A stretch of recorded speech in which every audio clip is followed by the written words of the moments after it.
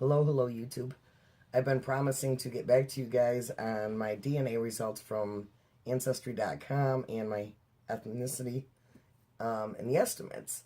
It was pretty much the same as my heritage, but there were little differences in ranges, and they do say that your ranges can change over a period of time. So, excuse the glare, I've got my computer here and I am at my desk. So, this is how it came out. It came out that 36% of that was actually Great Britain, where on my heritage it was like French, German, Dutch, or something like that. So it is showing like Great Britain, and that is basically England, Scotland, Wales, and so on. The next one that came up was the Europe South, which I had wanted more of under my heritage, and it showed up in this one.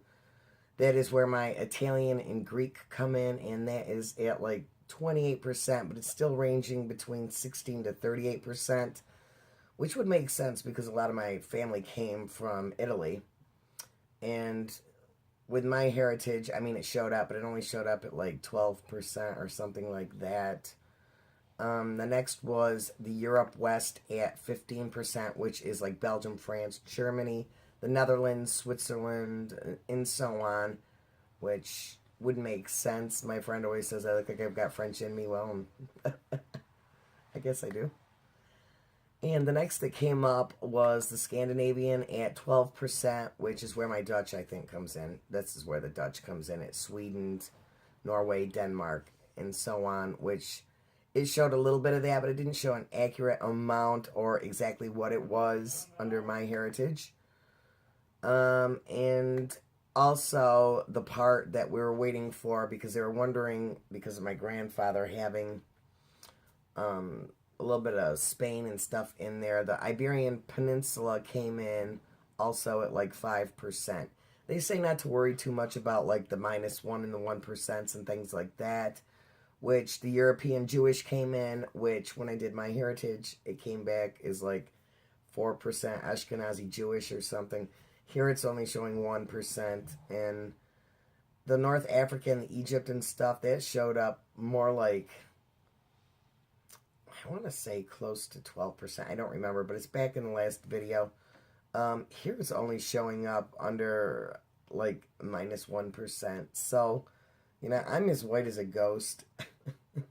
And I was just really having a hard time trying to decipher where the North Africa and stuff came in, because, I mean, I couldn't be any whiter than white. But granted, I mean, we're going back to the 1700s, way back in line. So I'm sure, you know, there's a little bit of darker skin. I mean, I've got Greek and I've got Italian and I've got Spanish and all that in me. You'd think I'd be a little bit darker, but the Great Britain overweighs all of those, so hence the reason I have the white skin and the blue eyes. Not to mention, you know, the Europe West and stuff. So that is what came back with my ethnicity and stuff with Ancestry.com. I also love the fact that my DNA matches matched up with some family members.